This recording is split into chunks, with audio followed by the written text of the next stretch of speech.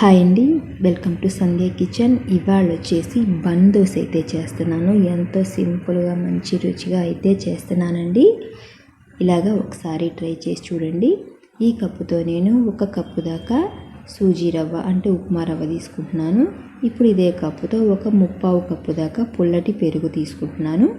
1 cup నీళ్లు వేసుకొని దీనికి సరిపడా సాల్ట్ వేసుకొని ఇదంతా ఉండలు లేకుండా కలిపేసుకోవాలి. అంతా పెరుగు రవ్వకు బాగా పట్టాలి కాబట్టి ఉండలు లేకుండా బాగా కలిపేసుకొని ఒక 5 నిమిషాలు అయితే పక్కన పెట్టేసుకుందాము. ఇదిగోనండి, ఒక 5 నిమిషాల తర్వాత చూపిస్తున్నాను మీకు.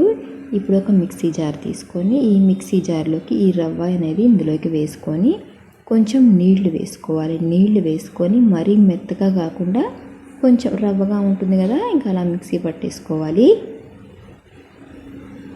ఇదిగోనండి, ఈ విధంగా మిక్సీ పట్టేసుకొని ఒక గిన్నెలోకి అయితే తీసుకున్నాము. ఇందులోకి ఈటింగ్ సోడా వేస్తున్నాను. కొంచెం ఈటింగ్ సోడా వేసుకొని ఇదంతా కలిపేసుకొని ఇదైతే పక్కన పెట్టేసుకున్నాము. ఇప్పుడు గ్యాస్ ఆన్ చేసుకొని ఒక కడాయి పెట్టుకొని ఇందులోకి కొంచెం ఆయిల్ వేసుకొని ఆయిల్ వేడైన తర్వాత 1 స్పూన్ ఆవాలు వేసుకున్నాము. ఆవాలు వేడైన తర్వాత కొంచెం వేయించుకున్న తర్వాత ఇందులోకి ఒక పెద్ద సైజు ఉల్లిపాయ చిన్న ముక్కలుగా కట్ చేసుకొని కొంచెం వేయించుకోవాలి. అయితే ఫ్రెండ్స్, నేను చేసే వీడియోస్ కనుక మీకు నచ్చినట్టయితే లైక్ చేయండి, సబ్స్క్రైబ్ చేయండి ఫ్రెండ్స్. ఇలాగ వేగిన తర్వాత ఇందులోకి ఒక క్యారెట్ తురుముకొని ఇందులోకి వేసుకున్నాము. ఇది కొంచెం పచ్చివాసన పోయేలాగా వేయించుకోవాలి. ఇది వేగేటప్పుడు కొద్దిగా సాల్ట్ వేసుకున్నాము. మనం ఇందాక రవ్వలోకి సాల్ట్ వేసుకున్నాము కదా, ఇప్పుడు చూసి ఈ ఉల్లిపాయలకు తగ్గట్టే కొంచెం సాల్ట్ వేసుకున్నాము. ఇదంతా కాస్త మగ్గిన తర్వాత ఇప్పుడు గ్యాస్ ఆఫ్ చేసుకున్నాము. గ్యాస్ ఆఫ్ చేసుకొని మనం మిక్సీ పట్టిన రవ్వ ఉంది కదా, ఇందులోకి వేసుకున్నాము. ఉల్లిపాయలు ఇదంతా ఇందులోకి వేసుకున్నాము. ఇందులోకి వేసుకొని ఇదంతా కలిసిపోయేలాగా కలుపుకోవాలి.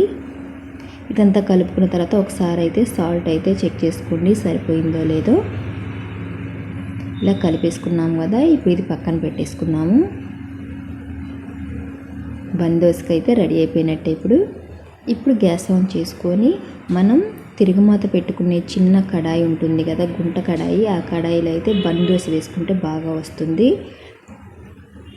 ఇది గ్యాస్ ఆన్ చేసుకొని ఆయిల్ వేసుకోవాలండి. ఎక్కువ వేసుకుంటే మనకి బన్ దోశ అనేది అడుగు అంటకుండా ఈజీగా వస్తుంది. ఇప్పుడు 1.5 గరిటెతో ఈ పిండి వేసుకుందాము. పిండి వేసుకొని దీనిపైన ఆయిల్ ఎక్కువ వేసుకోవాలి. మనం తిప్పి వేసినప్పుడు అడుగు పట్టకుండా ఉంటుంది. ఇదిగోనండి, ఇలాగా ఉడికిపోయింది కదా, ఇప్పుడు తిప్పి వేసుకున్నాము.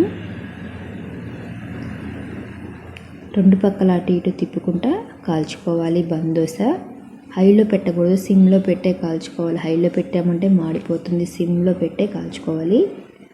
ఇదిగోనండి, ఈ విధంగా కాలిన తర్వాత ఇప్పుడు ఒక ప్లేట్లోకి తీసుకున్నాం. మళ్ళీ ఆయిల్ వేసుకొని మళ్ళీ ఇంతే వేసుకోవాలి.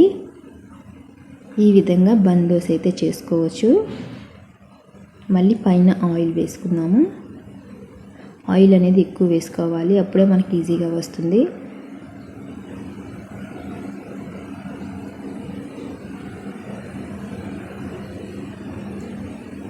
ఎంతో సింపుల్గా బన్ దోశ అయితే చేసుకోవచ్చండి.